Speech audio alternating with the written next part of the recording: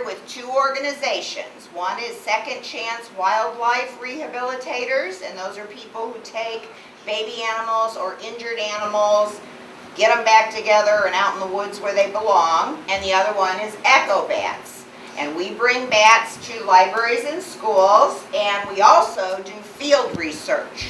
We put up big nets out in the woods at night, and we catch wild bats, and we put bands on them like you do birds, so we can tell where the bats have gone. So today we're going to talk about bats. Bats actually flap their wings. A lot of people think that bats are related to mice. In some languages, like in German, bat is die Fledermaus, which means fluttermouse, but they really aren't. Mice are rodents, squirrels are rodents, bats are Chiroptera. And what that word means in Latin is hand-winged. And this is a plastic skeleton of a bat. Now he has the same skeleton you do. He has a head, and there's his shoulders, and there's his elbows, okay, and there's his wrist. And if you look, his hand is inside his wing. Here's his thumb, and his four fingers are inside his wing. So he flies with his hands.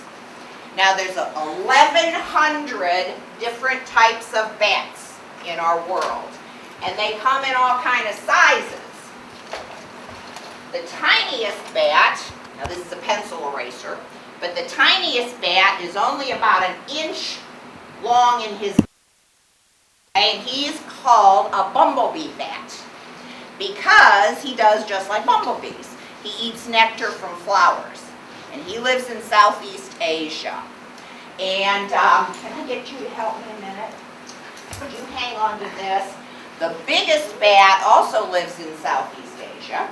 And when he spreads his wings out, from tip to tip, it's 6 feet. Now the good news is that this bat eats fruit, okay? Not people. Thank you, ma'am. The bad news is that people in the South Pacific eat him, okay? The bats we have at the zoo, if you've been to the Cincinnati Zoo and seen the Indian flying foxes, those bats go about 4 foot in their wingspan. Now bats live everywhere except Antarctica. They live on all the continents except down there with penguins. Whole bunches of bats live on fruit. Okay, they either eat the fruit or they get in and get the nectar. You see this guy here has little pieces of pollen on his face. This one down here eating the fruit of the agave cactus, that little guy lives out in Arizona and New Mexico, and he also empties people's hummingbird feeders at night. Now all the bats that eat fruit live in hot areas, either deserts or jungles. And they don't have to do anything except look for the fruit, fly over and get it. You don't have to chase fruit. But the bats that eat meat do have to chase them. So bats that eat meat use something called echolocation. Because they can do this, a lot of people thought bats were blind, but bats see just fine. They use this echolocation only as a tool to hunt.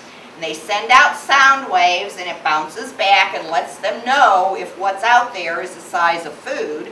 They fly over, and if it's food, then they eat it. Okay? Now we can't hear these sound waves, but you're going to get to today because I brought a bat detector with me. So here's some of these meat-eating bats. Okay? Now all the bats in Ohio, and we've got about 9 different kinds, are meat eaters, but they eat insects. Okay? Some of these bats will eat mice, or they will eat snakes. We have a bat that fishes, and he lives down in Mexico, and he will use his echolocation on the waves to see if there's a fish under there. And he's got real big feet. And then he flies down, sticks his feet in the waves, and picks up the fish. Now in this group of meat eaters, we have our vampire bats. Remember I said there was 1,100 different kind of bats? How many you think are vampires? Take a guess. 1,500. No, too high. How many vampire bats do you think there are species? 1,000. No? 3. 3. They've never lived in Transylvania, Europe. They live in southern Mexico and Central America. And 2 of the 3 species actually kind of like bird blood. Okay? But they're the ones that unfortunately everybody thinks about. The only vampire bats we have in Ohio live in a zoo. Okay? But I want you to know about them. So I'm going to need a volunteer. Okay, come on. This brave girl's going to volunteer to do a thing about vampire bats. And she doesn't know what's going to happen. Okay. What she's going to need to do is to be a sleeping chicken.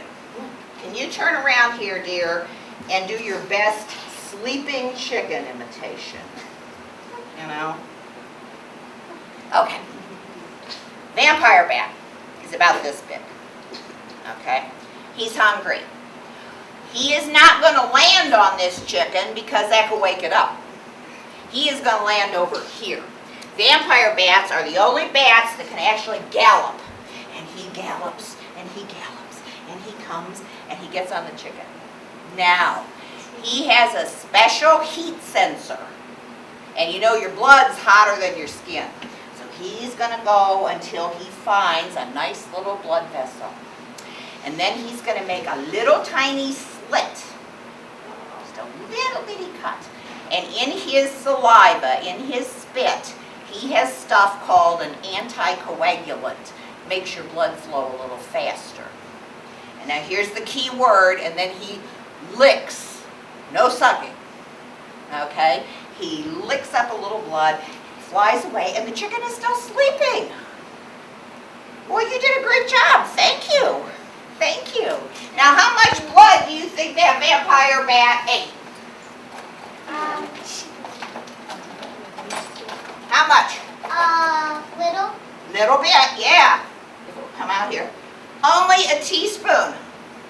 So no chickens or cows get sucked dry, you know, like in the movies. So that's all that stuff about vampires is just kind of fairy tales. You know, even when Dracula wraps his wings around himself, the only bats that wrap their wings around themselves are fruit bats. Vampire bats fold their wings like an accordion. Okay? Now, other countries, bats are not something to be afraid of. In China, there is a symbol called a Wu Fu. And it has 5 bats on it, and it stands for good luck. Here's what it looks like on a purse. Okay? And have any of you read this book? Sagwa? Sagwa? She has a good friend that's a bat named Fufu, because luck and bat are both the word fu in Chinese. Okay. I read a story of Stella Luna. She got a mom, and then the mom said, we gotta go home. Then there was an owl who punched the mom. That was a very good book. Yeah, did you know there's a magazine about bats too? No.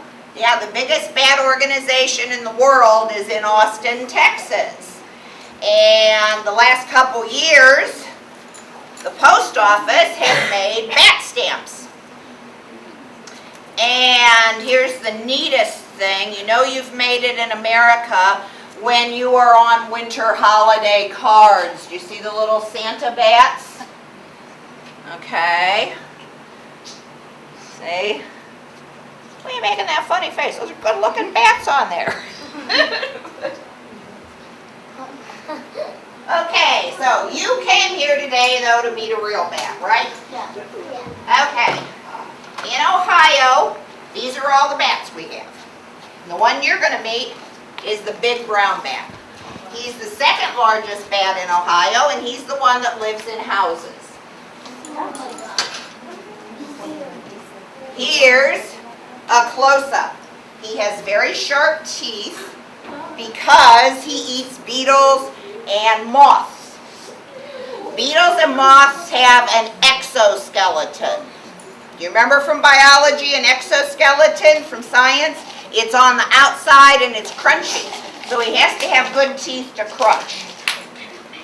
Now, when you see the bat, I want you to look for his thumbs. But I'm also going to show you something that you might look for. When a bat, big brown bat, catches a bug, he locates it, he flies there, and he throws his feet forward. And he has a little membrane between his ankles. And he will catch the bug, scoop it out of the sky, and then bend over and grab it. So you might see the bat adjust his food with his foot, because that's what he would do in the wild. Now, bats do almost everything upside down. If you're going to fly, you can escape people by dropping and flying faster than by jumping on the ground and flapping your wings. There's one thing, however, that bats do not do upside down because they are not stupid. What do you think that is? You got a weird smile. Do you know what it is? No?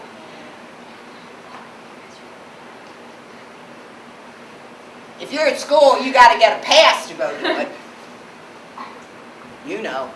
What do you have to get a pass to go do at school? Go to the bathroom. Bats do not do that upside down because it would end up on their head. So usually, they will hang by their thumbs. Okay? So, we're going to get out Alex first. We've brought some bat food along. Captive bats eat mealworms.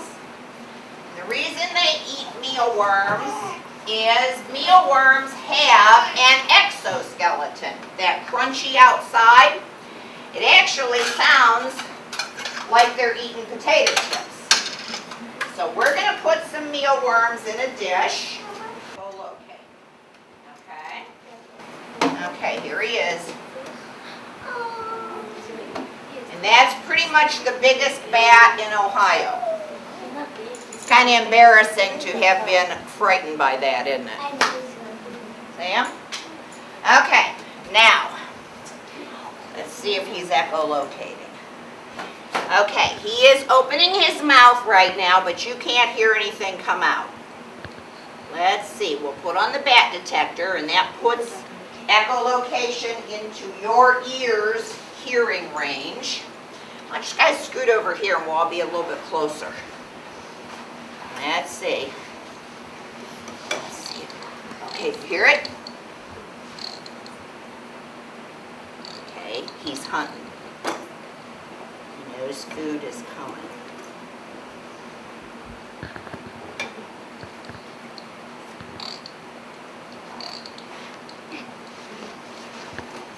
Get out.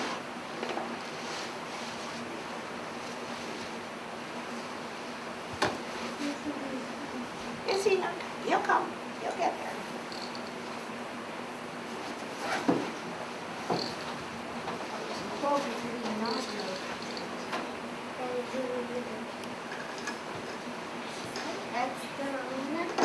No.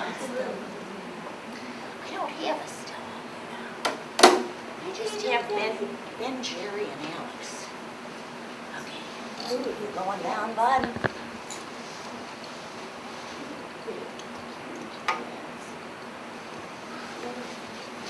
But see, when people say a bat would fly and chase you, they are so shy. He's eating a worm. He's eating a worm. To eat a worm. You should be able to hear him crunching his exoskeleton, or the worm's exoskeleton. He's hiding. Where? Can you hear him eating it? We can get out. Oh my goodness. He won't get out. He's right here. Okay, one thing I do want to say to you guys. when it comes to wildlife, you really, really, really should never touch any wild animal. They can be sick. There is a disease called rabies that all mammals can get. You can't get it if you don't get bit. So if you don't pick up the bat, you won't get bit. Now I have a special shot that I get that's a pre-exposure rabies shot so that I can handle wild animals. But you guys should never, never do that. And I'm going to tell you that because I am going to put this little guy down, but it's down here. But it's only because I have my shots. Baby.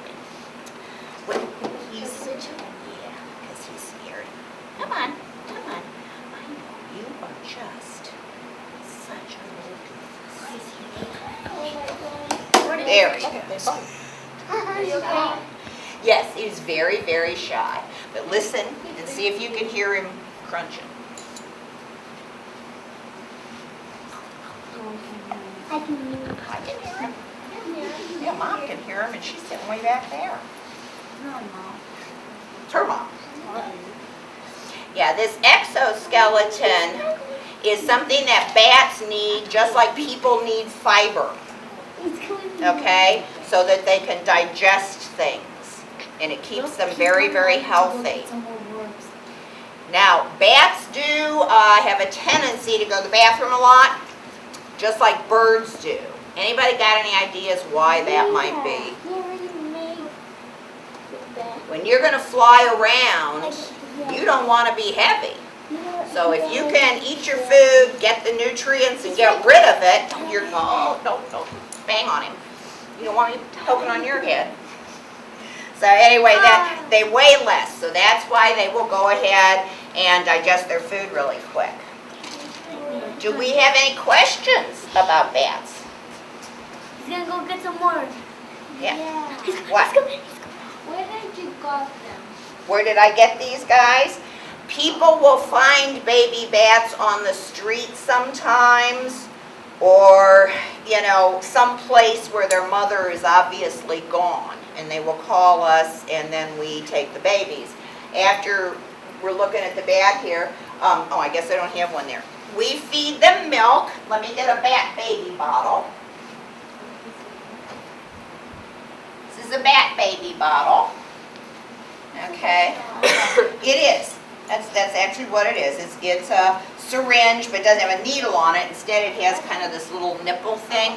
And when you have a baby bat, you hold him upside down, and you feed him his milk, and he yawns and goes to sleep, just like a puppy. Yeah. So that's what the baby bottle looks like for a bat.